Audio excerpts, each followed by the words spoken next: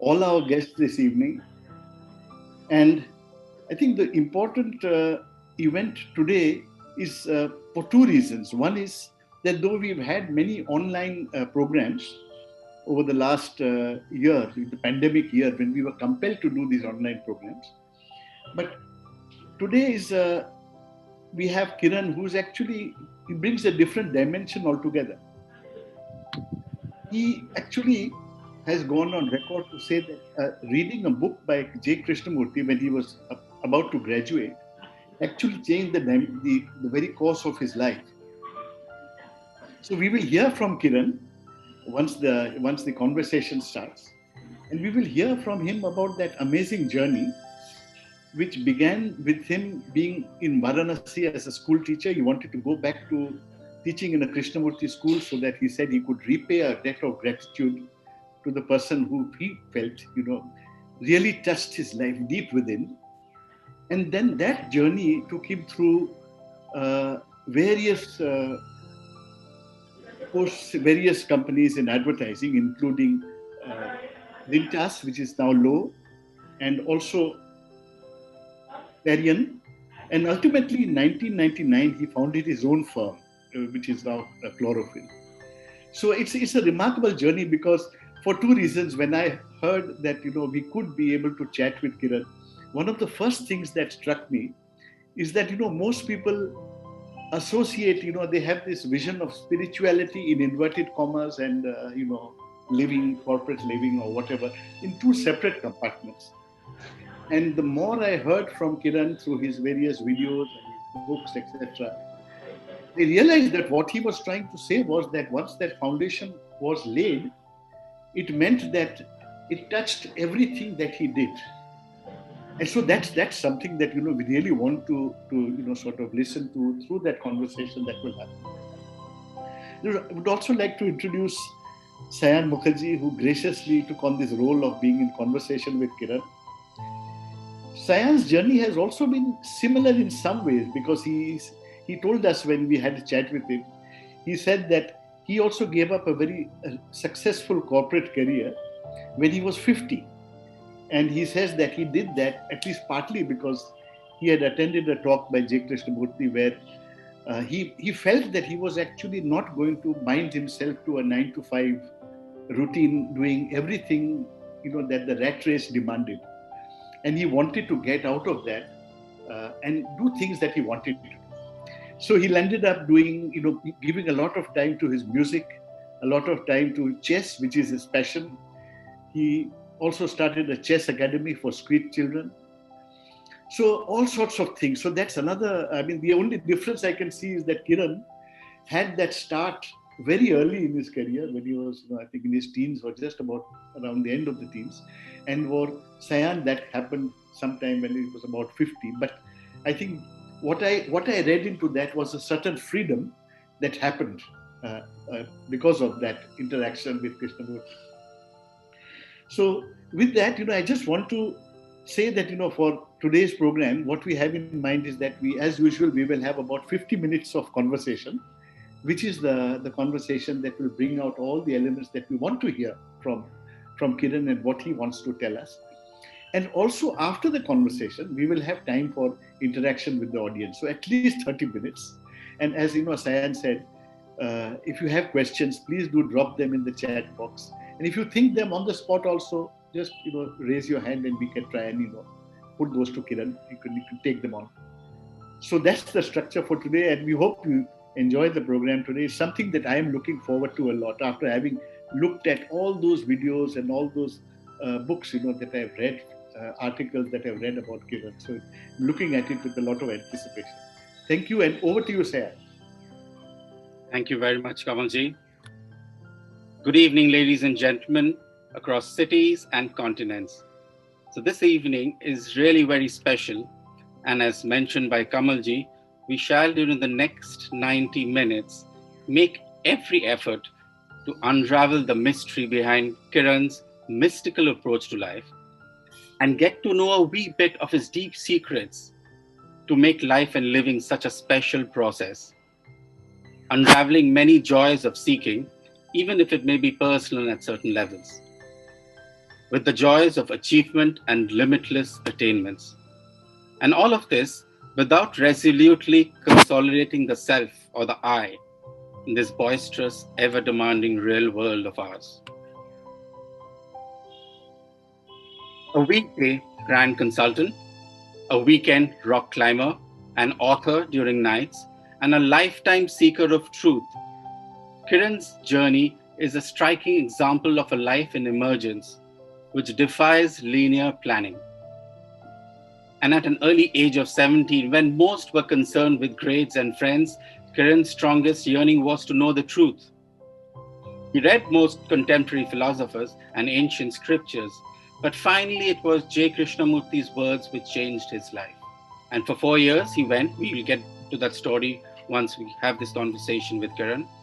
And then, like Kamalji mentioned, after a few years, he returned from Rajghat after spending 4 years. He co-founded and continues to lead a brand consulting firm, Chlorophyll, with a small c, which has worked with hundreds of brands, including the world's largest biometric identity brand, Aadhaar. It's a well-respected agency. It's a home of questioning, ideation, and creative tinkering. And in an industry marked by hyper-competition and excesses and hyperbole, one of its unique, very counterintuitive principles is to not draw attention towards itself. Yet paradoxically, it has emerged as one of the most revered organizations in the industry. A disciplined practitioner of yoga and vipassana since decades, Kiran believes that society changes only when individuals change. And the person who I have the best shot at changing is myself, he says. Kiran has come to believe that anything that unites is creativity, and anything which divides is destruction.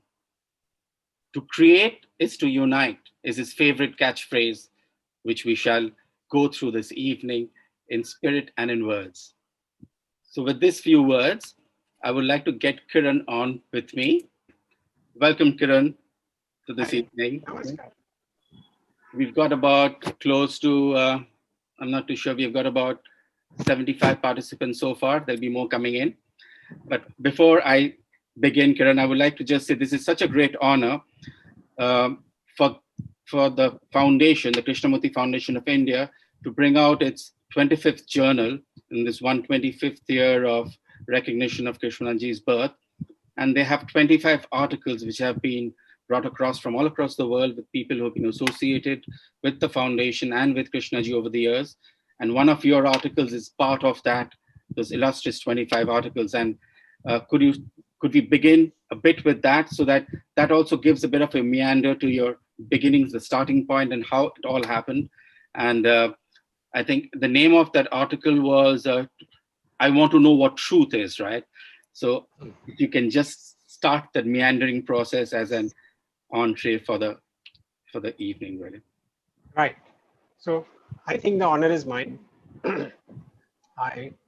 Kamalji has told me the kind of illustrious guests you have had before, Mark Lee and other people. I would encourage you to ask questions, but there is no guarantee that I will be able to answer them at all. So the article, I think, again, the whole question was about what happens if you have these seeds planted in your soul, in your mind, in your heart, about from Bhai Krishnaji, and then you go out into the big bad world. So that was the story they wanted me to describe.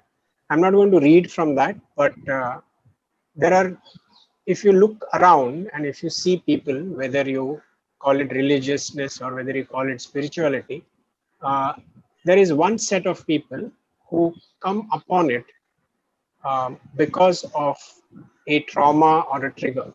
Somebody close to you passes away, you lose a job, there is a broken relationship.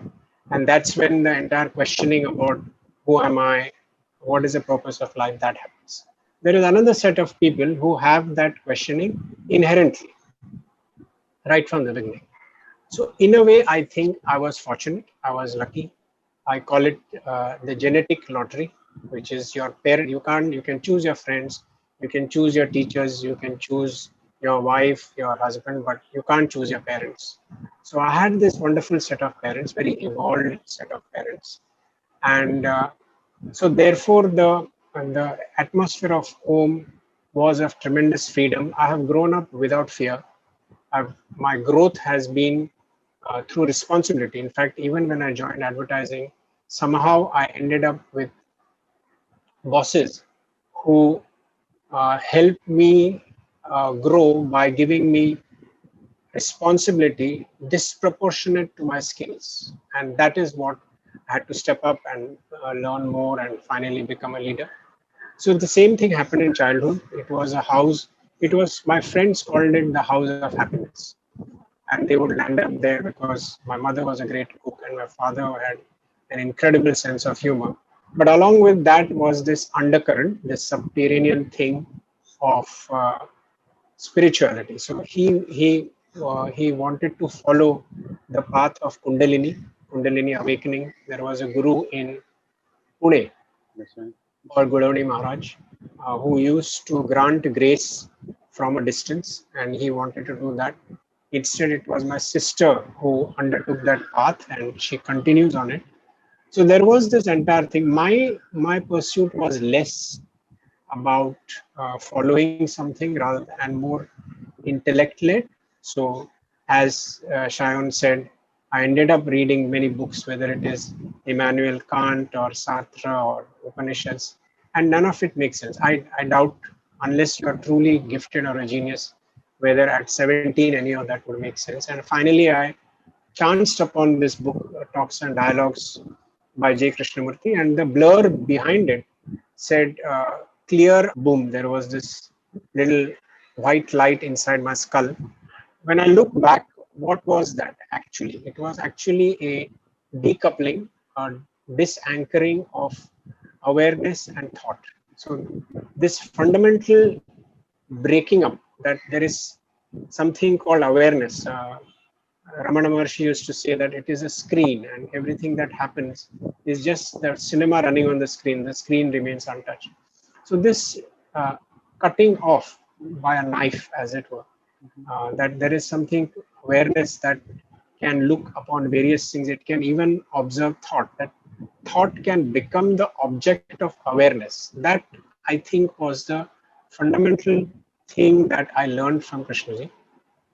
It dramatically altered my life. My life became very ordered. I was in the second year of college. I was supposed to finish 4 years of college. So in my excitement, I told my father. He said, "Yeah, I've seen him. He walks on the beach. I've seen him walking on the beach." And I said, "My God, but didn't you go and talk to him?" He said, "No, he's on his own. I was on my own," and so on and so forth. And I really didn't know who Krishnaji was. Was he married? Was he a guru? Where did he live? What? I had no clue about it. But I wrote to the foundation. The book was published in the US, so I wrote to them, airmail letter.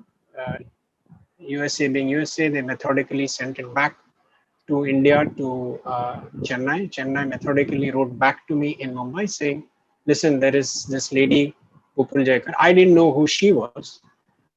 She is in Mumbai. Why don't you go and meet her?" And I was hugely disappointed because she said, "Oh, you're looking for a job." I said, "No, I'm so excited. What this gentleman is saying is so vital, that if you have to change society, you have to change children, and that the only way is through education. So I want to help him." So this lady was Upul Jaikar. Was she Upul Jaikar who you're talking about? Yes, Upul Jaikar, yes.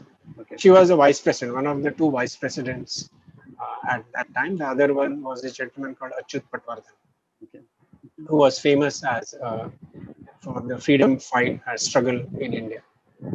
And she gave me sage advice. She said, "Look, you're too young. Why don't you finish your graduation? We'll never know when maybe you will not like it there," and so on and so forth. Her favorite school was Rajghat in Banaras. So she sent, "The moment you finish your graduation, you go there. I will write to them. Don't worry about it." So sure enough, the day I finished my practical exams, I was in a train going to. I didn't know. I had never traveled out of the state, so I didn't know where Banaras was. So I had a friend whose dad was in the railways. He said, "Kiran, I'll tell you what. You take this train called 4 down, which goes to Calcutta. We get off in this station called Mughal Sarai. and the rickshaw will charge you 2 rupees and you will reach Banaras. I said, okay, fine. So that's how I landed up in Banaras. The principal asked me, okay, so are you a graduate? I said, not yet. Where is your certificate? I don't have it because I just finished my exams 2 days ago. Will you pass? I said, yes, probably. Will you get a first class? Yes, probably. He said, okay, let's do this one thing. I'll feed you and give you shelter for 2 weeks. If you like it, you write back to your dad and tell him you're not coming for at least another 3 months. So that is how it ended up. I stayed there for 4 years. My father being my father, he instead of being sad that I wasn't going to become a medical practitioner like all middle class parents want their children, he was proud that I was following this particular path. He came to the school the second year. We traveled around. I made him meet all the teachers. So then at the end of 4 years, both of them were ill, and I thought it was only right that I take the burden of my gallant sister, and I ended up in Mumbai. Uh, I was a published writer even while I was in school and college. So I had two options. One was journalism, the other was advertising. My father was a commercial artist. Again, he was self-taught. And I had learned art because it was at home. I could draw, paint, I could do calligraphy, all of that. So I said maybe advertising will, it would be an advantage if I was in advertising because it's words and images. And that's how I ended up in advertising. So I was there in Lintas from 83 to 91. I was in another agency called Clarion from 91 to 99. I ended up being both the creative director and the CEO. And in 1999, I started Chlorophyll. And so we have finished 21 years this year. So that's the journey. You were the youngest creative director in Lintas too before you came to Cal. And in those years, I think you started off with the kit ply. The kit ply ad, I think, was the biggest ad of the country at that stage, right? I mean, yeah. Was that an impetus to the early success which you had? Did that determine a bit of the consolidation? Said this is the right path because you were creative by nature. Your writing skills started evolving from an early age, right? So yeah, I'll just go back slightly on this. You mentioned that there were three effects which the stint of 4 years had in Rajghat. One of that was, which was you mentioned that the first effect was that there was no sense of separation, right? Correct. So students and you completely became one. And I think thematically this was consistent right through your years in life and the rest. So could you elaborate on that? And the second, of course, which you said was equally important, that which I still didn't get, is that I think if I got it right, you mentioned there was loss of ambition. The insidious four-letter word "more" vanished from your thing. So that is a bit of a difficult for me to understand because without ambition, you have achieved so much. I'm talking about achievement within the format of a regular living, which has been extraordinary. So, and that is all without that attachment towards the word. That drive, yeah. And the third most important thing which you said, the third effect was disinterest. This is really important. Right? Disinterest of Krishnaji as a person, right? That is such an important and strong statement where you have converted it in different ways and carried it through so blissfully and effortlessly. I won't use the word effortlessly because effort means, again, there is something in it. So could you just talk about that slightly and then get back onto the stint when you came down to Cal? I joined Lintas in 83. So normally creative directors took about 10-15 years to become creative director. I became creative director after 3 years in advertising. So just to go back, no separation in the sense of there is you could subscribe to it or you may not subscribe to it. So one belief is that you have to play a role. So if you are a teacher, a teacher has to be like this. If you are a creative director has to be like this. Somehow it wasn't there in my head that a teacher has to be. So that's what I was telling you, that, and I must give it to the other teachers in Rajghat that they allowed this nonsense of mine. So like I was telling you, I would stand upside down Yeah, that's in it. the science class and swallow something to prove that, the user figures can work against gravity. Um, I would enter the hostel from the outside instead of taking the stairs. So I will climb it from the outside. That was, it was pure madness. But the notion that you have to play a role, in that role you have to maintain a distance, that wasn't there. It wasn't there. It continued even in advertising. So in advertising, for instance, there is a writer and there is a visualizer, and often they are at loggerheads. Then they become part of the creative team, and then there is something called an account executive. So you separate yourself from that and say, this is my identity. That wasn't there. So even today, if you go and ask the account executives who work with me, they say, we never had a separation. It was all one team. When I joined Clarion, I wrote a letter to all 300 people, and I said that the creative department in this agency has been dissolved from today, because our entire profession is creative. It's not just the department that has to be creative. Everybody has to be creative. In So spite of that the fact that sense, you were wearing two separate hats as a CEO and as a yes, creative director, right? So yes. The wearing of the hats happened later, Shan. It's towards the end. So it's only around 97, I think, is when I ended up being the CEO. But before that, I was a national creative director, etc. So that is one part, that these roles and that they dictate that you should behave in a particular way, that somehow wasn't there in my consciousness. The second was this: by ambition, I mean you project a future state. In 5 years' time, I will have a flat of my own in Mumbai. I will have a car. I will have this. I will have X amount of money in the bank. You project these future states and work towards them. I have never had that. Therefore, I never planned. Now it sounds, you are right, it sounds rubbish, because then how come you have your own flat now, and how come you have a house near the beach and all of that? But these are all, you'll have to take it from me that this was all unplanned. It just happened, right? At the same time, same thing. So the notion of, but that, as I said, no ambition does not mean no purpose. So if I was in advertising, I wanted to be the best in advertising. If I was in branding, I wanted to be the best in branding. So when we started Chlorophyll 99, we rejected all existing brand models. We created our own. And we went out to clients and said, look, we have started this on our own. There was a professor of marketing from Kellogg's. He was a friend of my partner. So we ran the model by him and said, look, this is how we are doing. And he helped us with some corrections here and there. But the real test was applying that model in real life, right? So when we started applying those, and it got better and better and better. So that was the way we started this entire thing of that we don't have to take anything for granted. So that is that bit on ambition versus purpose. But it's so incredible that, sorry, I'm interrupting you, Kiran, your flow is just gone. At that time, it's about 20 years back you're talking about, right? So that stage, there were no brand consultants in the country, right? So yeah. I think that was another unique way of looking at things where, so I mean, there were great design agencies.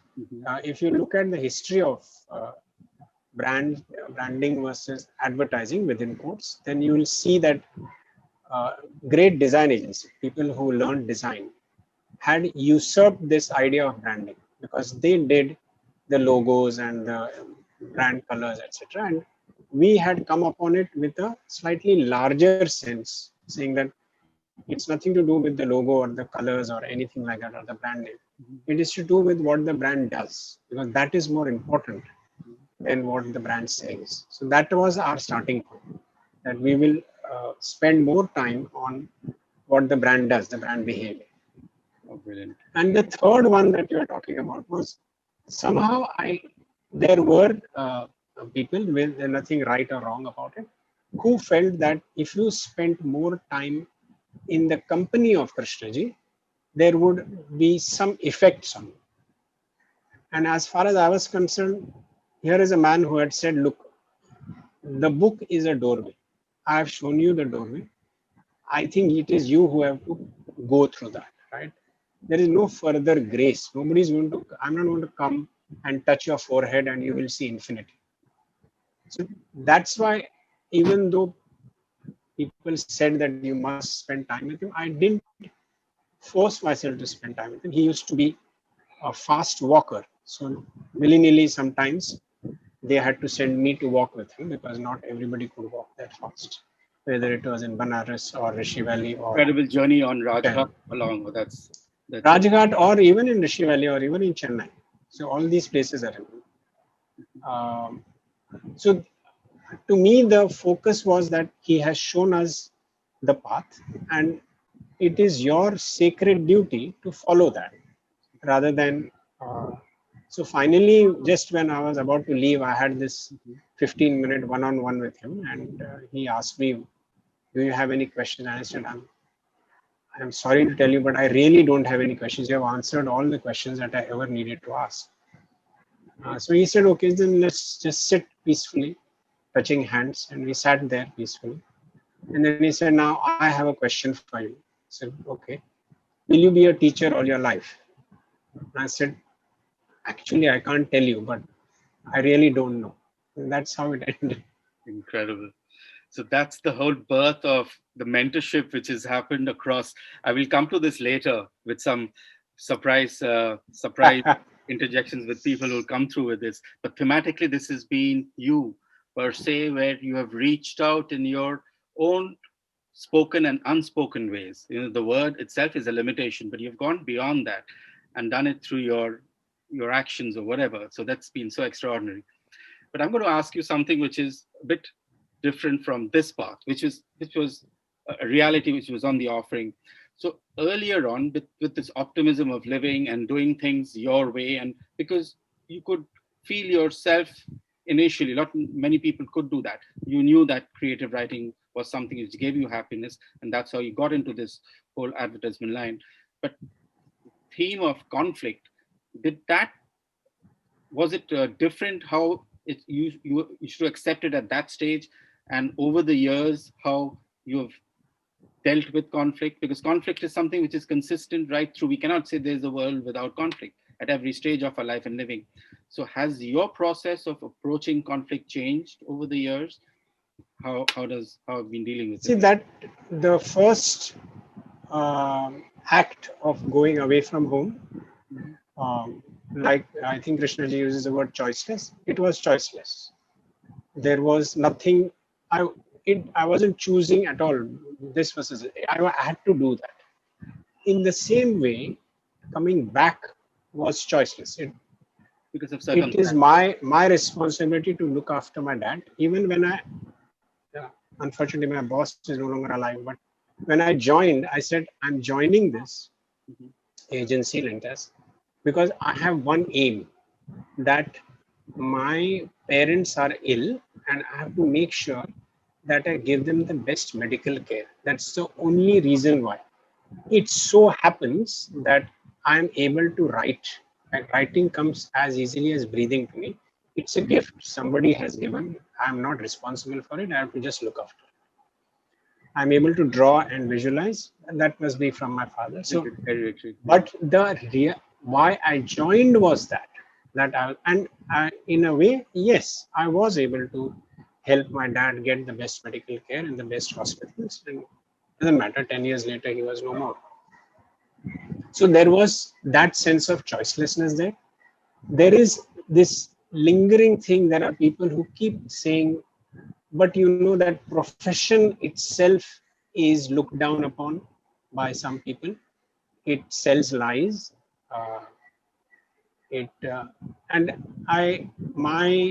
What the sense I have is professions by themselves are not necessarily good or bad. The individual is. So one of the noblest profession is a medical practitioner.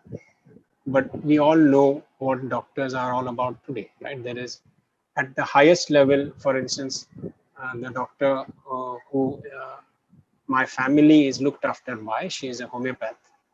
She's looking after since 2000. 70% of our time is given to free work for the poor, right? So that is the highest in that profession. On the other hand, there was a family doctor we had before that who, when my father was about to be operated, went to the surgeon and said, I know Kiran has now got a good job, charge him twice the money and give half of it. That's the lowest form of that profession, right? So the profession by itself is neither good nor bad, but the individuals within that will be so. The same with another noble profession is teachers, but in the cities you will find teachers who spend more time doing classes than doing teaching in schools, and so on and so forth. So again, that was not a conflict. Over time, though, one of the things that has happened is because of social media, etc. There is lower and lower chance of an organization or a brand or an individual misleading people. That has become a big truth in the recent times. So 2003 is when social media became big in India, started becoming big in India. Ever since then, it is more the voice of the peer group that people listen to when they are making a decision rather than what the brand is saying. So that aspect is that telling the truth is becoming more and more critical. That is a development in my profession over time. It is not something that was there before. But is it true that, I mean, is there any the fact that when you started Chlorophyll, there was at the back of your mind that you could be at liberty to control conflict more? You could take Yes. decisions to reject clients and all that kind of stuff. Yeah, absolutely. So one of the things we have is, though it sounds like egotistical, but self-respect. We are saying just because we are saying that chlorophyll is spelled with a lowercase c because we are all equal within chlorophyll, even though we are unequal as professionals. In the same way, then we are equal with the clients too. Just because the client pays money for a service does not mean that they can treat us in any which way they want. So that respect that we are according to each other, the same respect we must have from clients, which is how some of the biggest names in the country, we have parted company respectfully, saying, look, this is your way of dealing with us, but this is not acceptable to us. So we are giving this up, even though that meant giving up a lot of revenue and giving up the association with such a big name. Companies like Hindustan Lever also. Yeah, okay, not some stick names. Okay. So thematically, again, I'm going back to this. So you have mentioned earlier that self-knowing is the process. That's one continued process which remains with oneself right through one's life's journey. And for you, self-knowing is also a process by which you can augment your other attributes, which develop over a period of time with whatever, with the environment, with your honing your own skill sets. But there is something which comes with this self-knowing is also creativity, because creativity is something you cannot compromise at any level. And for you, creativity has been right on top in every form. So could you give us a little bit of understanding as to whether creativity suffers at times because of corporate pressures, because of time pressures and agendas and all of that with it? Because your line is basically creativity at its various levels, which you're harnessing, to deliver between what the client wants and what is to be delivered and everything with it. So a little bit of thought on that, really.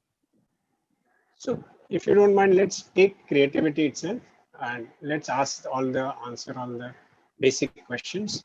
Are some people more creative than the others? Yes. Is everybody creative? Yes.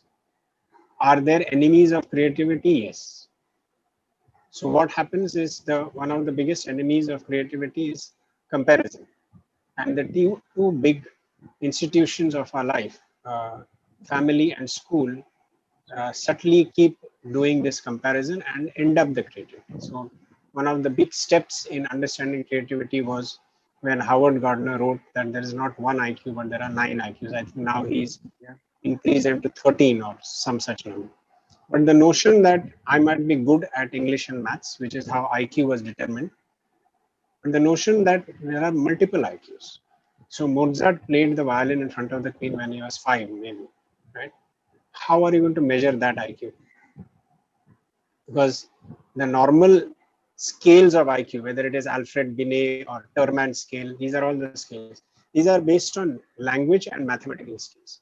But a young child who can play the violin in front of the Queen at 5, he's not into English and maths, but that's a different kind of IQ. Right? I can draw well, but when we are building a house, I don't have spatial IQ, but my wife has.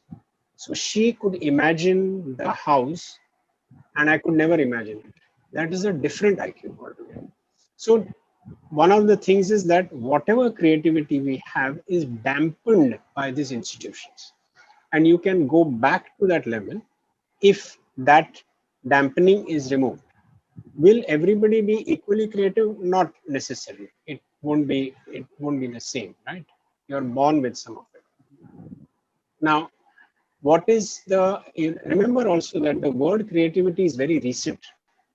The word creativity did not exist in any of the ancient civilizations. India, Greece, China, none of them have the word creativity. Most of the word creativity was first coined in 1927 by Alfred Whitehead, a philosopher. So the ancient civilizations said that all of what you do is worship. This skill passes through you, you do not possess the skill, right? So that was the notion of creativity that we have. The best, so one of the great definitions of what is an idea is given by this guy who wrote Darkness at Noon. His name will come to me. And he said two unconnected frames of reference get connected to create a completely new frame of reference. That is creativity. That is creativity. If you take an even simpler definition, it is by this philosopher called Teilhard de Chardin, French philosopher and paleontologist, who said that to create is to unite. That inherently, if you want to create, you need to bring two things together. So sperm meets egg, and you have this little beautiful baby. Two frames of reference meet, and you have an idea. The noosphere. The noosphere. Your individual soul or consciousness merges with the cosmic consciousness, and you have another level of experience altogether. So that to me, yeah, okay. that's a very, very handy definition, that to create is to unite. Now, if to create is to unite, then the moment you sit down in one corner and look inside, then you realize that the fundamental division is inside you, right? You have said that there is something called I, which is separate from something called you. And my favorite analogy is that the way to look at anything is by slowing it down. So when you are watching cricket or football, when the referee wants to make a decision, he asks people to slow down the tape. And when you slow down, then you are able to see whether the ball touched or didn't touch and all of that. When you do the same thing inside your head, you will come to sometimes startling or sometimes very scary understanding that this word called I is nothing but a flow of thoughts. It's just a cluster of thoughts. It's very embarrassing if I say, but of what use is this thinking? Do you remember anything that you thought yesterday? And the answer will be no. It's just perhaps a bad habit that we have, right? And while breathing gives continuity to our life, thinking just gives continuity to this illusion that there is something called an I. So if you are thinking that creativity is uniting, then can we first end this division within ourselves? Now that is where you go from the definition of creativity at an ideational level to a spiritual level. How brilliantly said. But then at this level, you are dissolving yourself, the self and the I, not as a concept or in theory. I'm in day-to-day living, I get less attached to everything which is around me. But here at the professional level, I'm consolidating myself with the success I'm getting through everything, whether it's in the subtlety of living, the success I'm getting, whether it is through establishing my brands in a better way, through employee satisfaction, through overall spread of happiness. So the me is actually also getting consolidated in some way where 10 years back what you did and 10 years now what you're doing, you're feeling quite happy with what you have achieved, though it might not be overt or expressed, but there is some consolidation which is happening in a person, voluntary or involuntary. Can that is that a fact, or I can just step out of that domain and say that this is you have to balance both and take it forward till such time you realize that you're looking at it and not it's in that the level which you said in that advanced format where I'm seeing things in a much bigger sphere, where I'm not looking at it as an I'm not looking at it within the domain, and the domain and the range are both in same sides of the sphere. Has this a way? So, Shayan, the word individual means not divided, right? That's right. Though while individual sounds like I'm against society, in individual within you, you're not divided. Mm-hmm. So if you have been able to see that, then that there is this one person who's doing branding and this one person who's doing meditation, that division is also false. It's the same person. That's right. Right? That's right.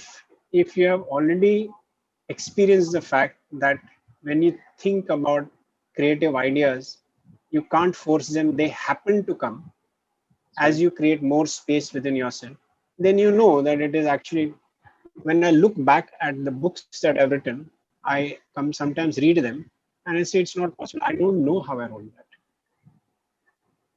There might be some paras with, triple metaphors, and it has just come. So I'm not a kind of a driver who's sitting there and saying, look at how nice my writing is. It is happening.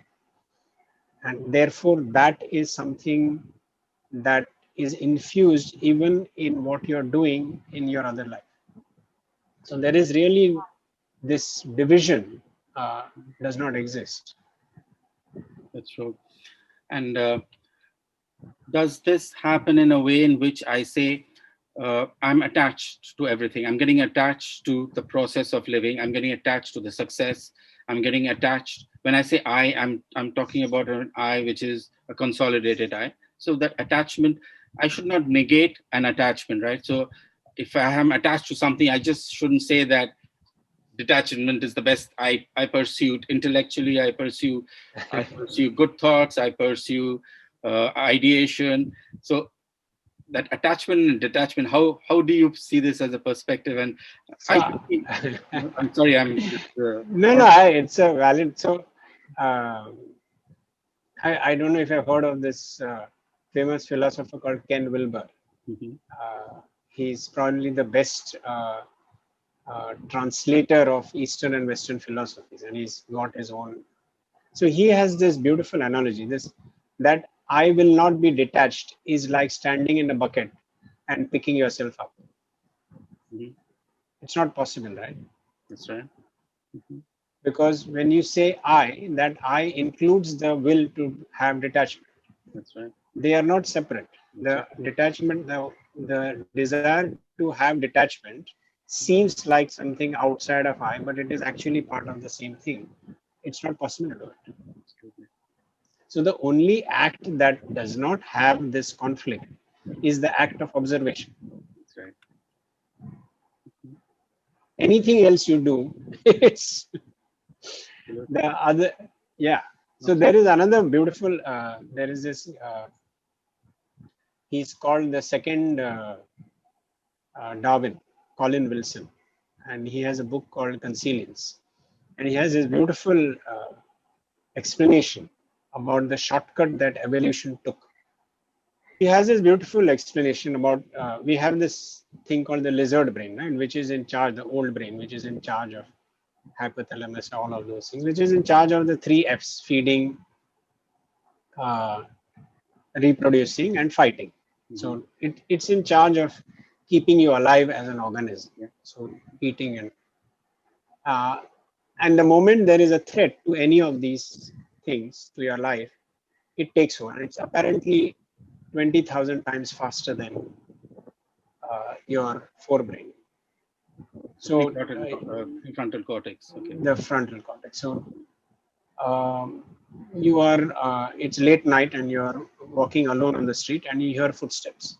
Now, even without you being conscious, your hair has stood on end to increase the size. The blood has rushed to your hands and feet.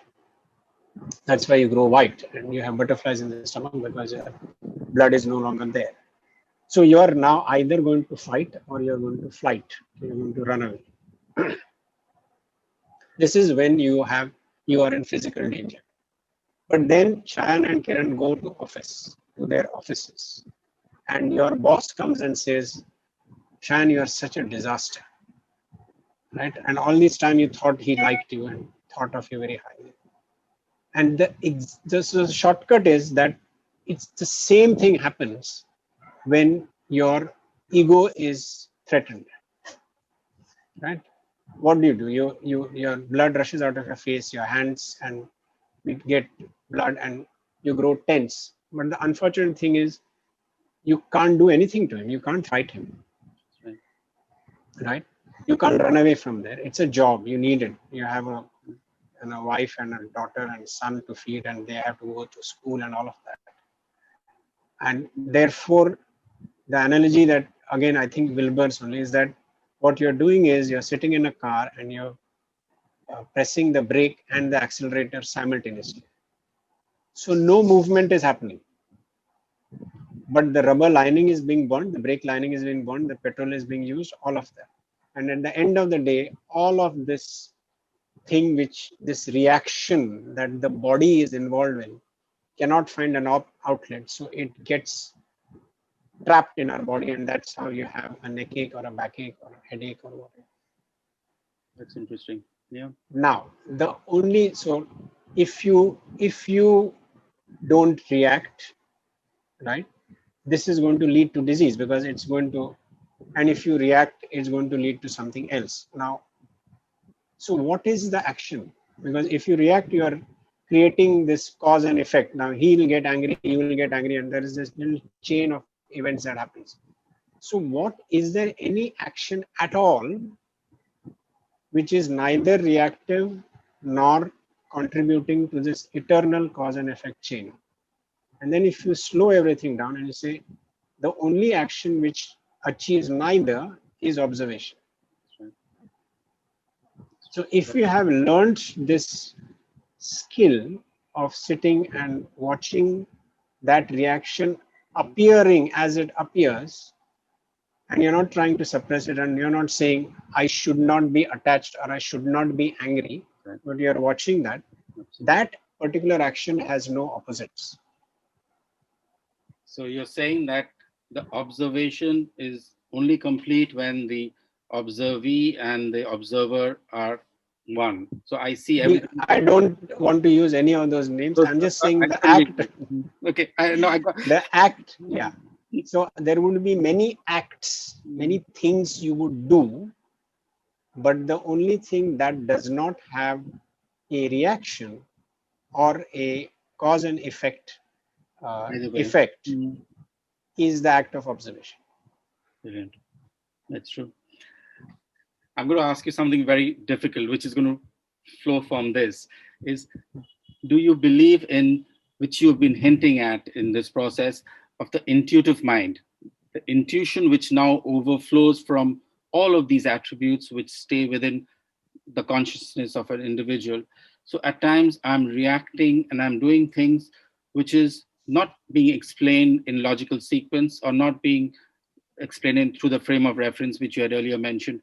So the intuitiveness which keeps happening to an individual, is that something which is explainable in regular format of living. I mean, I have talked to neurosurgeons, they've told me at a very complicated stage, they completely rely on their instincts to come out to something which is they have not experienced earlier. So your thoughts on instinctiveness in different levels, really? Don't know, Shayan. I don't know. I don't know the answer to that question. Uh, are there people who are intuitive and do not have? The only way I could think of intuition is uh, through years of learning a particular skill, you could reach a stage where you don't have to go through so for instance, in creativity, uh, no problem solution can happen, whatever level of creativity you might be. Even Michelangelo, uh, all problem solution goes through 5 steps, all. So there is a problem definition, there is ingestion, there is frustration, there is inspiration, and there is verification. These are the 5 steps that everybody has to go through, whether you're in advertising or you're doing Michelangelo's painting the ceiling, right? So apparently Michelangelo would go out and show sketches of Madonna and Christ to fisherwomen, and the ones that they loved and they had tears in their eyes, that's the one who translates. So he's actually going and verifying whether that problem is being solved, because what the Pope had told him was that when they enter this church, they should feel that they are touching God. They can raise their finger and can touch God. That's what I want. Right? So that's what he needed to solve. So these are the 5 steps. I would say intuition goes through those 5 steps, but at an incredibly high speed. Mm-hmm. Okay. Yeah, I was just trying to refer to that analogy the other day you were mentioning when you met Anand. So Anand was asked this question. He has a hugely iterative mind. He has a mind which is a data bank. So he knows all the openings, he knows all the middle games. If he plays you as an opponent, he will study all your games. So he's completely equipped technically. But yet he will play a variation which he hasn't ever played before. He's doing a variation completely on board without analysis, not taken through computers. And very often he's successful. I'm not saying he isn't successful all the time, but the street children who are uncorrupted by any theory, without knowing anything, they play incredible chess, but they come up with lines which are very similar to stuff which even Botvinnik and Spassky and people of early years have played. So, so when we asked this to Anand, so how does this happen? He said, there is intuition, but that gets suppressed completely with this data bank of knowledge and theory and everything which we do with our lives. So, I mean, of course, it's very similar to what you were saying in different ways, because there is a discipline to the process and then you break free from that. So it's essential. And that, yeah, I would guess that intuition would be selective. So the set of youngsters who do a great job of chess may not be able to do something with music. That's correct. Right? That's true. Or something else. So it is a different kind of IQ that they have been gifted. That's true. Absolutely. Now I'm going to ask you the very difficult question, Kiran.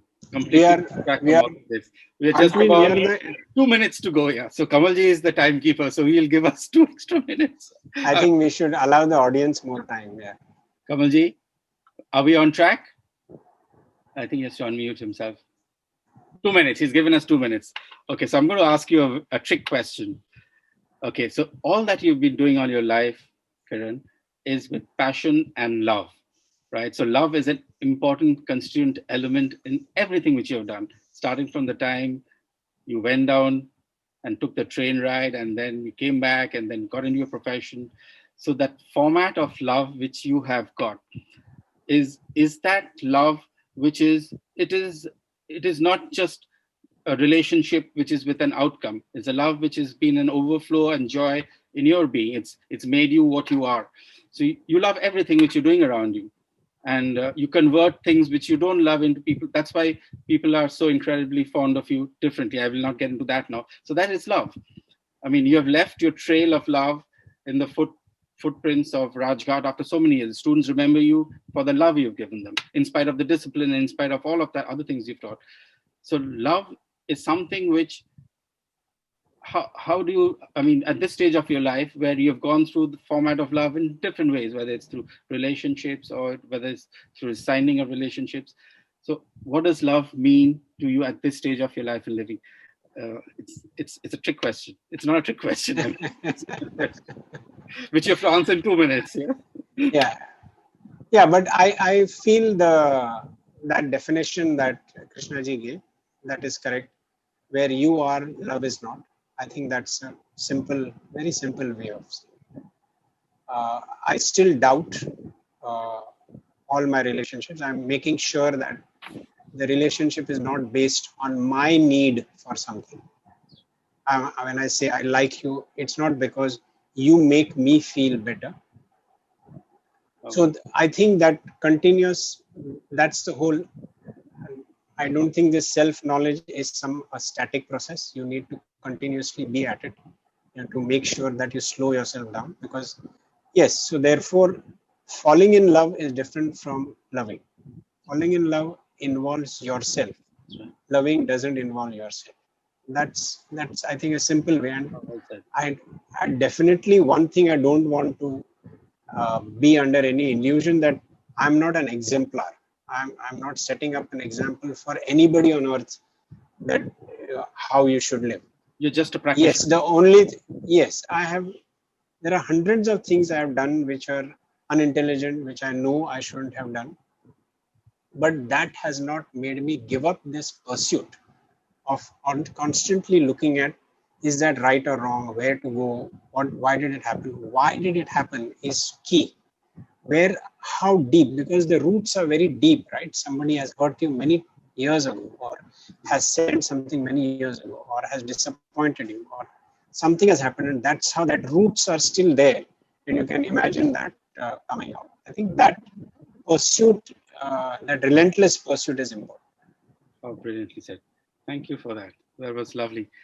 Kamalji, I'm going to throw this open to the audience. A couple of questions which we have got in the chat box. Yeah. I think, shall we start with that, Kiran? Yeah, sure. Some of the questions which come through. Okay, I think there's... So, Shan, it would be good if you read them out, because I don't want to change my focus. Absolutely. Yeah. I think that's the best idea. Okay, so before I read that, I've got a small email over here, right? I'm going to do a bit of question answer. I'm going to read bits of that email, which will summarize a lot of what you've been saying different. And the person who's written this email doesn't know the outcome of this email. He's just written to me out of his goodness of nature. So this is what he writes. Pardon me, I'm just sharing this in a public domain. So it goes something like this. I met Kiran when he came to Lintas Cal around 86, 87. He was already a name in Lintas Bombay and was sent to lead the creative team in Lintas Cal. He was already heavily immersed in reading and writing. I think this interest in rock climbing started in earnest a little later. I'm going to ask the rock climbing question later. I've missed that out really. We worked closely together in a Cal traditional Marwari entrepreneur, SP Goenka, to brand India's first plywood. It was called Kit Ply. It was then the first ply brand to go national on TV. We then worked together in Clarion from 91 to 2000. I'm sure by now you know who it is. But this is what is important. He can be serious, intense, and can burst into laughter very easily. And there is some bit of personal stuff he's written up, which I'm not going to skip. Kiran is definitely the sage archetype with a strong learning to teaching and mentorship. Right? So this is without you being overtly aware of your strengths. I thought I will reaffirm this. A very sensitive human being. He's today also very fond and close to animals. I think that fondness comes from Rajshi. And there is something which he said is really, really very important. We both also share a close connection with old monk, even to this date. So I'm sure you know who's written this across. Is Ajit there with us? Ajit, can you unmute yourself? Yeah. Is he there? I wonder whether he could join in. I couldn't see. I'm here. You're there, Ajit. Hi. Can you just get yourself on? I'm on. You're on?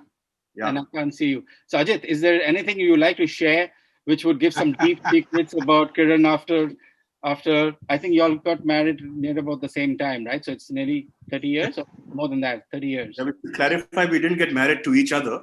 But you all drove down I think he drove down in a broken down non-AC Maruti from Calcutta to Bangalore or something like that, right? Mumbai to Bangalore. At my wedding. No, Kiran, it was great to sort of sit silently and watch this whole process. And you did? I think everything which has been said about Kiran is true and more. That's all. All the best. Is that? Yeah. So I was best man at Ajit's wedding. Oh, really? Okay. The key skill there was to get up and kneel down and get up while managing your lungi. Okay. Your mundu. Yeah. That's interesting. Yeah. and I think you all are still been in touch in spite of you're in the same city, right? Okay. Yeah. Yes and no. I live in Bangalore and Bombay, but yeah. We're in touch. I wouldn't say. Thanks so much for that, Rajit. I still couldn't find you. All the best. Thank you. Thanks, Arman. Thank you. Okay, we got some questions coming in. There is one from Sunil is asking, does this observation imply we don't do anything, we stay silent? Kiran, so this is regarding the observation part which you have mentioned. So he's saying, does this observation imply we don't do anything, we stay silent? It will have to become a habit. It will be difficult to observe in the midst of a very tense situation. So, like you need to practice anything by yourself. If you want to become a musician, in India there is a tradition called chilla. The musician stays in a single room for, I think, 51 days, if I remember right. And all the musician does is play music. So whether she's a singer or a sitar player or whatever, that's all she's doing day and night. So she or he sleeps and then wakes up, has a meal once a day, and that's all they practice. That's by themselves. So similarly, if we want to learn this entire act of slowing down and observation, it will have to become as much of a habit as thinking is. Thinking has now become our habit. We are thinking even in our sleep. So if this slowing down and ability to observe has to enter our consciousness, has to become like that awareness is always there, then initially my guess is it might happen naturally to some people, but I'm talking from experience that I had to do it separately. So you do half an hour, 1 hour per day, or 2 hours per day. Or one of the things that happens during Vipassana is that because you start with that 10-day course where you're sitting by yourself observing this thing for 10 hours per day, it slowly enters your consciousness and you are able to do it even in the midst of day-to-day work. So whether you are in the midst of a conversation with a client who is now getting on your nerves, you can see that he's getting on your nerves because you are being able to slow down your reaction and therefore you don't react. So whether you're silent or no is not so much the question. The question is whether that has become a habit, whether you're able to observe that reaction arising within you. Oh, brilliantly said. So I think this will also answer the question asked by Jayant. He asked a very similar question. Observation may also lead us to react. Can we be a silent observer or do we stop that? So I think, so is this a part of what we term as a meditative mind, is a mind who will try to, okay. See, one of the things that has happened is that, and with due reason, Krishnaji had, I think he was way ahead of his time. So he didn't want to give you a method, right? He has never given a method. And to me also that is something I am not very fond of dogma. I'm not very fond of superstructures of thought, that this is subconscious, this is conscious, this is that. I'm not very comfortable with that because those are just concepts. They are not real. It's not something experiential for me. So the reason why I like Vipassana is because Vipassana does not have dogma. There is nothing that you are going to take by heart and sing or chant or anything. All you are doing is paying attention to your breath. And because you're paying attention to your breath, you start paying attention to your mind. So it is in fact, there is one gentleman who told Mr. Goenka that he is applied Krishnamurti. Mr. Goenka didn't understand what that meant.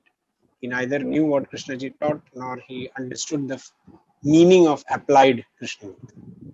But that is a version of slowing down. That is a version of being able to observe all these things arising within you. Completely get that. So does that also explain as to why you had all through your life this rock climbing and the physicality of aligning yourself, whether it's through your chakras or through the balance which you had? You've given a lot of emphasis on being physically fit in that sense, in quote and unquote, means where you're aligned physically. Does that also help you completely? Because I shouldn't be saying this again, because this is not what you keep saying, that even in K's, what we have read so much of K, I have not seen much of it on emphasis, all with the psychological impact and with the mental impact. He's not talked much about the body, how we need to keep our bodies in shape, and so that there's a bit of alignment between the body, soul, and spirit and everything with it. Yes, but the actual the sport of rock climbing or trekking and hiking, to me these are sports which again slow you down. See, there are 3 stages to your participation in any sport. There is participation, there is training, and there is competing. I have never competed. I have never been fond of competitive sports, because that is again one false sense of, oh, I am faster than you. Oh, you might be faster today, you might not. But the act of climbing again is bringing you back face to face with yourself. There is just you. Well said. You're competing, if at all, only with yourself. Like today, I'm very happy today because I finished the second most difficult route in that particular crag. I had been trying it for 3 weekends now, and today I was finished.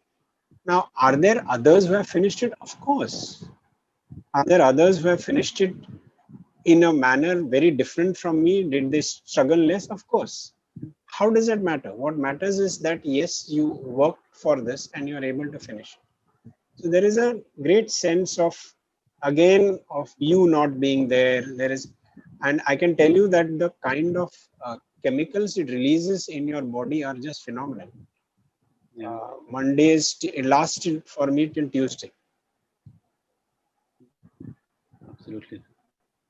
Brilliant. Okay, so I have a question here from iPhone to everyone. I don't know who this iPhone is. What is self-respect? Is it sticking to your beliefs and acting on it, even though you may be seen as stubborn? Now, this is a difficult... I don't know about how anybody else would see it, but I'm saying, when you say respect, meaning that you are, the hypothesis that we are equal and we do not have the right to mistreat anybody else for any reason whatsoever. So whether it is caste or class or age, and whether, because you're my, in fact, Ajit is a good example of that. Ajit is here. Ajit was the first to tell his own boss that please tell the client that we do not exist for him. We have a profession. The profession delivers something, a service to you. You pay us for that service. That's it. I'm not below you. We are equals. So I'm saying self-respect is, I'm not saying that you must come and pay respects to me. I'm saying self-respect involves that I do not want to be treated unequally. For what reason? What is the reason why you treat me as not equal to me? Well said. Brilliant. Salil is asking this. Salil Sahu, you said you grew up without fear. That's awesome. How did this influence your journey in life? Many decisions, Salil. I don't think when I started Chlorophyll, I was aware. Very recently, people started saying, "Oh, how was your journey of entrepreneurship?" And I said, "My God, I didn't know I was an entrepreneur." I, I, we Clarion got bought over by Bates, and there was a lot of. In fact, one of my greatest regrets is my not being able to handle this situation. If there is anything I'm embarrassed by, is that I couldn't live up to the expectations of my team in Clarion. Today, if you ask me, I would have made all the right decisions, and Clarion today would be alive. Because it wasn't such a tough task. We had some of the best minds in the industry going for us. There was a situation which I couldn't handle, even though I was a CEO. So it's a matter of great regret and embarrassment for me. But when it got taken over by an international company, I said, okay, I don't like, we used to call it management by Excel sheet. I don't want that. I'm saying if I have an organization, it's an organization of human beings. We are a family. We are a community. We are going to be in this together, right? We don't throw people out because we lost one assignment and therefore less money is coming in. What did our parents do? If there was some tough times, then my father would say, "Look, it's a tough time. So this Diwali, we are not going to do this. It's fine. Next Diwali, we'll do it." Yeah, but you did something which was so radical. I think there's a rumor going strong that you even asked the employees to fix their own salaries for a year or something. Yeah, I did. They were too scared. They were too scared. Okay. But that was starting point. I wouldn't have minded to do that. Yeah. No, I was saying to them that you anyway talk between yourselves and you all share your salary. So what's the problem? Fix your own. But that means taking responsibility for the whole, because that's the fear that they had. Right? They were smart enough to say no, I suppose. Yeah, they knew that it'll come back to them. Okay, Karthik Gupta is asking, awareness or thought? Who is observer? What is observed is observer. If observer is observed, how thought is different from awareness? I think we've just gone through this a bit. Where does only awareness lead us?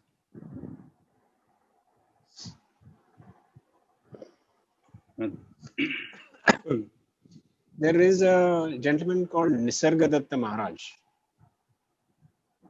I don't know if anybody knows him. He's also called Bidi Baba. He used to be a gentleman who sold bidis in Mumbai, and he later on came to be known as Nisargadatta Maharaj. He's written a book called Thou Art That. It's a beautiful book, full of truth within quotes. He had a student called, I think, Balsekar. He was from SBI, is a banker. And he had this beautiful definition of a thinking mind and a working mind. Mm-hmm. So he said, when you are working, you are a surgeon, you are working, right? You have to have that working mind saying, okay, now take this artery, put this little cut here, do this thing there, that mind is working. You are completely focused on that. That is useful. If you have to build a bridge, you need a thinking mind, working mind. But you are sitting by yourself and you are thinking, my daughter does not respect me. She has decided to get married by herself. This thinking mind is of no use. It is one step removed from reality. You really don't know what the daughter is thinking. You have made that assumption that she does not respect you. This is the thinking mind. Now, when you are aware of the thinking mind. You are aware of the mischief that the thinking mind is creating. Because you are able to see where it all began. She was in a hurry. She did not say hi to you in the morning. She did not say namaskar to you. These are all the mischiefs that the thinking mind is creating. It has nothing to do with the work. When you are aware, when awareness is directing its attention to this flow of thought, it will become clear to you what is the mischief that the thinking mind is doing. So that's the relationship between.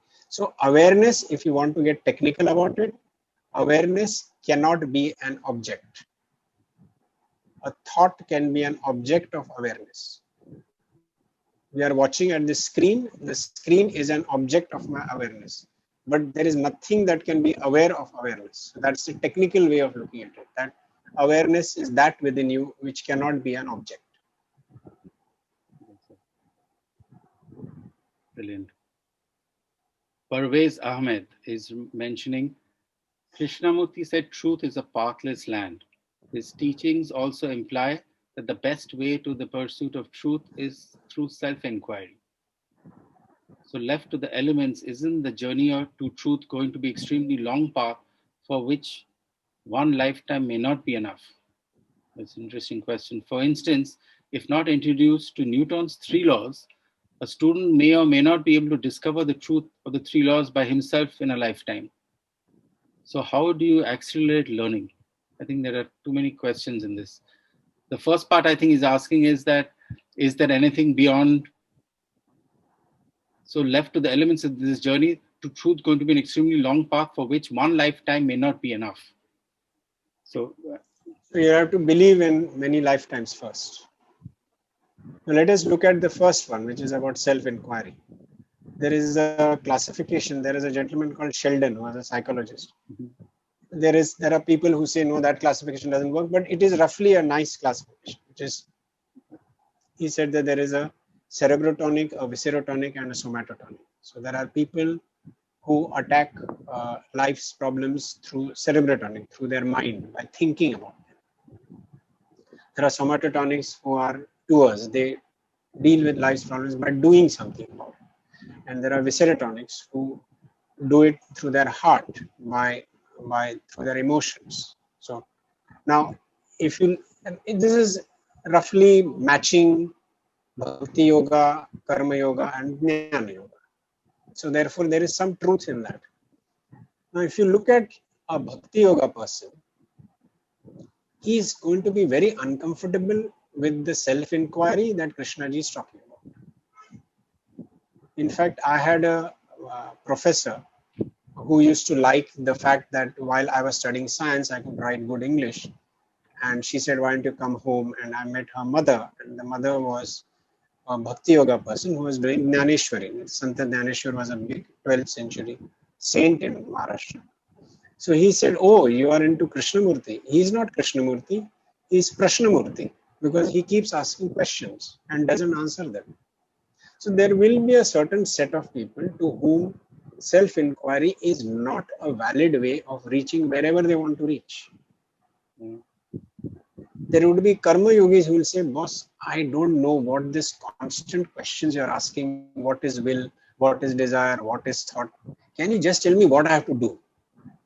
To them also, self-inquiry may not be the ideal way to reach where they want to reach. So we cannot force this. One of my sayings to myself is that the day I discovered how difficult it is to change myself, I gave up changing anybody else. I don't want to change anybody else. I don't want to change my wife. I don't want to change my colleagues. I don't want to change the world at all. So there is a beautiful phrase by Ramana Maharshi which says, self-reform is social reform. Can you please focus on what you are doing? Are you jealous, envious, angry, authoritative, exploitative, sad, depressed, spreading sadness all over the world? Can we just fix that? Lot will change around. So the truth is a pathless land. My interpretation is you will never have one single way of reaching where you want to reach. Some of us will want to do satsang, want to do bhajan, want to sit at the feet of masters. Some of us don't want a guru, want to sit alone and sort it out in our heads. Some of us want to do, we want to go and serve. Each to his own. These are individual paths. There is no way we can force anybody to have an individual path. Oh, well said. I was telling you, Sayan, that since I met so many of these saints, because I met Nisargadatta Maharaj, I met Sadhguru, I met all of these people. There was one gentleman, Madhav Ashish, who was the guru of my creative director in Lintas. all of these people I've met, and I have come to my 3 laws that a real saint doesn't charge money, a real saint doesn't own anything in his name, in her name, and a real saint has no prescriptions.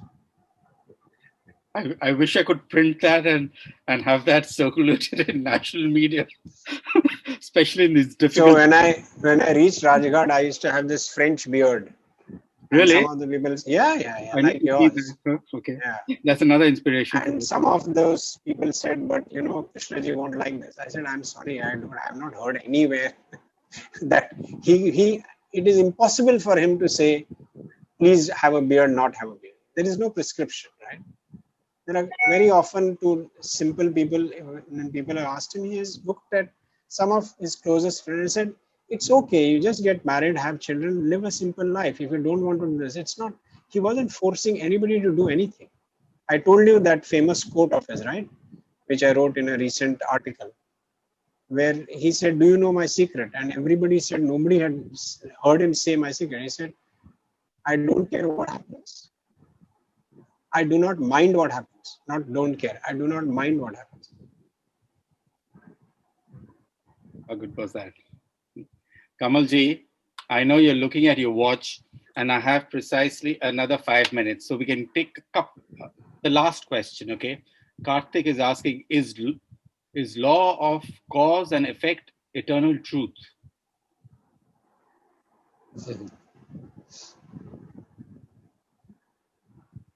So there are so many words over there which are conceptual, right? I don't know eternal. I don't know truth. I understand cause and effect.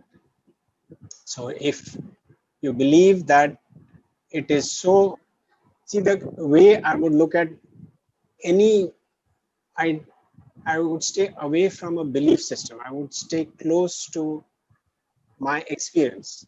If I do something and it creates a chain, then yes, there is a cause and effect. Is it eternal? I don't know. What is truth? I don't know. I have some sense of reality. Anything that I can touch, feel, smell, hear, and my mind can perceive, those seems to be reality. Is there an afterlife? I have no clue. Do you know what death is? Zero. I have never died. But have you experienced death? Yes. I was very close to my father. It affected me for many years. But I have not died. So I stay away from a concept. I prefer to stick to something that I can experience and say, okay, now I know this as my reality. This is correct for me. So is cause and effect a reality for me? If it is so, then yes, it is true. Is it for somebody else? Maybe not. Doesn't matter. Well said. There are some things which you will accept. So again, Ken Wilber used to make this beautiful difference between science and scientism. Mm-hmm. So he said, why do you laugh when the yogi says that if you want to know truth, come to me. You sit here cross-legged for 10 years. 10 years seems like a long time. He said, but if you were to follow science, and if I need to find out whether all living things are made up of cells, then first I need to have a definition of a living thing. Then I need to understand how to take slices of that living thing, put it under a microscope, and I have to do this over thousands of species, right? How long do you think that's going to take? That's also going to take 20 years. Now, to find that, instead of doing all of those things by yourself, you accept that somebody has done this before and say, okay, boss, living beings are made up of cells. That's exactly what the saint is telling you. Currently, you do not see all of this, but if you're interested, sit here for 20 years and you'll see it. That will become your reality. It is not your reality right now. Brilliant. Okay, now I have got a couple of more questions, but I think we have run out of time. There are quite a few of them.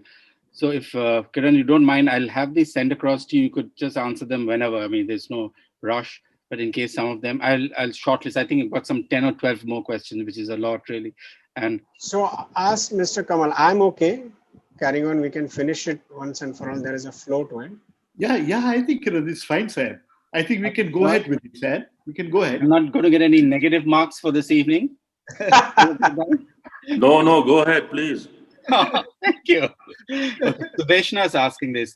Did you have the need to talk about the silence of the mind of your young members of your entrepreneurial team, as there were bound to be uncertainties and fears?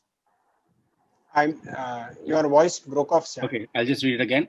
Did you have the need to talk about the silence of the mind to your young members of your entrepreneurial team, as there were bound to be many uncertainties and fears? Yes and no. I did not directly speak about the silence of the mind, but one of the things I have been, for instance, doing is while before COVID, whenever we had meetings, we would do meditation together. It's also like attracts like. Out of the 30 people that we have, there are at least 6 who do Vipassana. There are a couple more who do chanting. So there is a overall an atmosphere of understanding that yes, all the uncertainties that you have won't go away. You can't wish them away. What you can do is strengthen yourself. So I have not directly spoken, but I have explained to people that what gives me strength is this. So if you, that 1.5 hours that I spend every morning, half an hour of meditation in the morning, another hour in the evening, as well as the physical exercises, that's what allows me to cope with all the uncertainties. I have not spoken directly about it, but we are adopting some of the techniques. So for instance, breathing. So we do breathing together, or we do meditation together. These are things which help us as a team. Brilliant. Nirendra Konar is asking, awareness and consciousness are same thing. I think this was. I guess so. Consciousness has other connotations of biology and all of that. But as far as you and I are concerned, I would rather focus on the sense of awareness, which is like the backdrop of everything that's happening in our life. So consciousness, you'll have to talk about, is the brain conscious, is the mind conscious? So it slowly drifts into what to me is conceptual thinking. So I prefer to think about awareness rather than consciousness. As I said, I will not be able to answer all questions. You answer it differently. Even if it's unanswered, it's answered differently. Yeah. Joyita is asking, K has become a brand for me. Joyita Banerjee, she's a school teacher. She's asking, K has become a brand. You can see her, yeah. You can see her. Brilliant. Okay. For me, works in a non-K school. How do I evade it? K has become a brand for me who works in a non-scale. She works in a non-scale school. I mean, not one of Krishnamurti schools, is for the poorer sections of society. How do I evade it? Can you just unmute yourself and ask this question? Yohita, can you hear me? Yeah. Okay. Hello, Karanji. Yes, Hi. I have this question because I have felt I've been with the Krishnamurti Foundation of Kolkata chapter for the last 2 years. I have been and something to me K has become. I've been reading K, and K has become a brand for me because I keep comparing that if when I go to school, in the post-COVID situation also, online classes I take or everything that I do, I constantly keep on comparing. If I were in a K school, I could have done this differently. It would have happened differently. Now, this constant comparison comes into my mind, and to me, as if K has become a standard that I want to evade. I don't think it should happen, but it happens continuously. Because and then another problem I face is that the children who come to my school are very different from the children that go to K schools, as far as I know. So this constant comparing, how am I to avoid it? Should I try for a K school, or should I try to take his teachings to the non-K school? So Vishwanathan Alluri here has set up a training school, a training program for teachers who want to understand Krishnamurti's philosophy. So that's a separate thing. You can check with Kamalji and he'll guide you on that. But let's come back to this notion of brand. A human being is not a brand, because brands last for thousands of years. We worked on a brand which is 1,400 years old. So human beings are not brands. Their philosophy is the brand.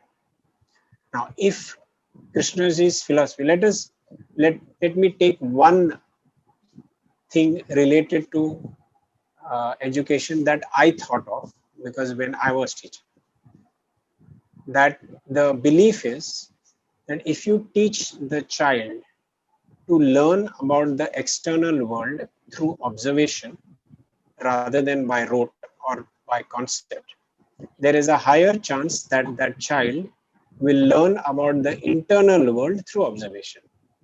This sounds correct? So for botany, I would cyclostyle a sheet of paper and give it to the children and say, go out of the classroom, because all Krishnamurti schools have beautiful campuses. You're not supposed to break any leaves. Go out, find the smallest leaf and the largest leaf. Find out whether all leaves are green or are there other colors. If there are other colors, how many colors are there? How many greens are there? Are all greens dark green on top and light green below, or light green on top and dark green below? How many shapes are there? Are there 1 shape, 10 shapes, 15 shapes?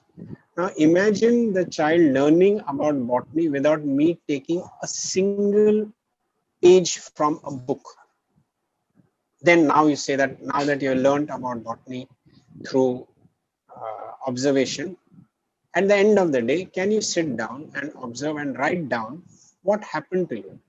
Did you feel sad? Did you feel happy? Did you feel exalted, etc.? Does this sound like a good thing for the child to do? If yes, it doesn't matter which kind of child comes to your school. And I face the problem that because the children, those who come to my school, are mostly from the rural areas. I understand. Yes, that does not mean that they cannot observe. They observe nature, but their books alienate them from nature. I understand. But That's if you believe that this statement is correct, that they have a greater chance of observing themselves, then you will do it. Other things would come in between. Absolutely. Yes. You don't have to evade it. Okay. Thank you for that. Thank you. Okay. There's a question by Shalini Mukherjee. She's asking, where's the question? Sorry. What is your daily source of inspiration and motivation? What do you look forward to every day? Wow. Sorry, what was the first part? What is your daily source of inspiration and motivation? There is no separate inspiration or motivation. So inside my head, there is a journey. And I forget the journey many times. There is forgetfulness of the journey. So I come back to it and say, okay, it doesn't matter that I forgot it for that moment. Let me come back to what's happening inside my head. And that's what I'm going to stick to. So whatever happens every single day, if I'm disappointed, then I'm going to go back and check, why did I get disappointed? What was my starting point? What did I expect today? If I'm inordinately happy, then I say, why am I inordinately happy? What is it that actually I was expecting? So that, what I call that relentless journey of looking at what's happening inside your mind, is what I'm committed to. Now, there is no separate source of inspiration for that. That I have taken as my sacred duty. I'm saying, if at all, we don't know whether dolphins have greater sense of consciousness than we do. It's another theoretical question. There will be some neurologists who are going to do that and find out that the dolphin's brain is different from us, and therefore do they have consciousness? We know that we have consciousness. We know that we can be conscious of being conscious. We have this gift. So can we therefore commit to saying, let me find out what is the next stage of evolution of myself? What is it that is there beyond being human?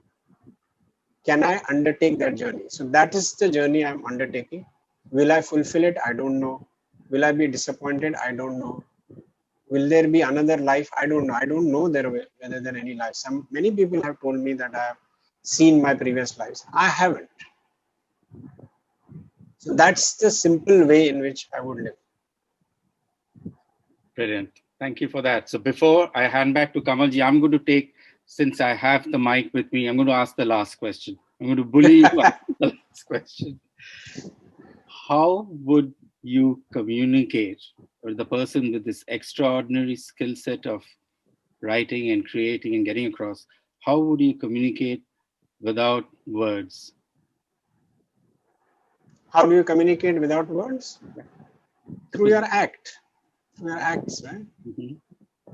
So I'm in your presence with you. I feel happy. I'm contented. I don't need to go away or be closer or wherever. It can be across the screen. So, I mean, do you need words at all at times to communicate? I wanted to ask that really. No, that is true. So, which is what I was saying, that finally, when Krishnaji said, so since you have no questions, can we just sit? And he even said, sit slightly to the left because the sun is on you and it will become very That's so there is that, you have this awareness that is at all points he's aware of what's happening. And you're just sharing, as he used to say, you are sharing the sunshine on a bench in a park. This is something that I have enjoyed all my life. Okay. If you want, I can tell you about it. Whether you called it mindfulness or awareness or whatever. If you want, you can find it. You come sit here and enjoy the sun. It's coming from somewhere else, but it's nice and warm. How lovely is that? What an incredible way to it. Kamalji, I am now just handing it back to you. Yeah. The floor is all yours again. Okay.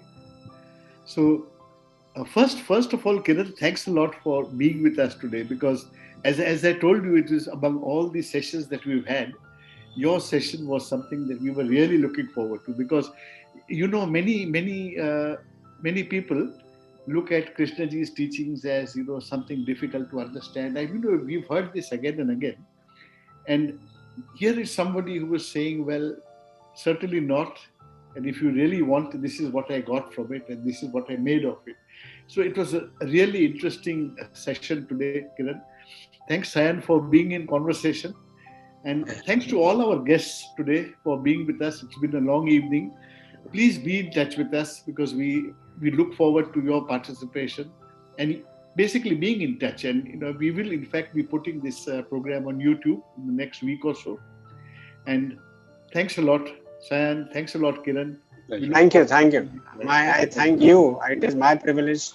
As I said to Sayan, I'm a specialist in sharing my ignorance, making it public. So that's what I've done today in front of 50 people. Thank you. You're a living practitioner, and we are just listening to all that. And in fact, for others who are not completely conversant, you can just Google and go on to YouTube TED Talk show of Kiran, which is extremely exciting. And there are many other versions. He talks about so many other things. Yeah. It's a pleasure for me to be with two Ks today, Kiran Khalap and Kamalji. Yeah? So thank you again. Thank you, everyone. Yeah. Thank you. Thank you very much. See you very soon. Good night, everybody. Thank you very much. Thank you. Bye-bye, everyone. Bye-bye, Kiran. Bye, Kamalji. Bye.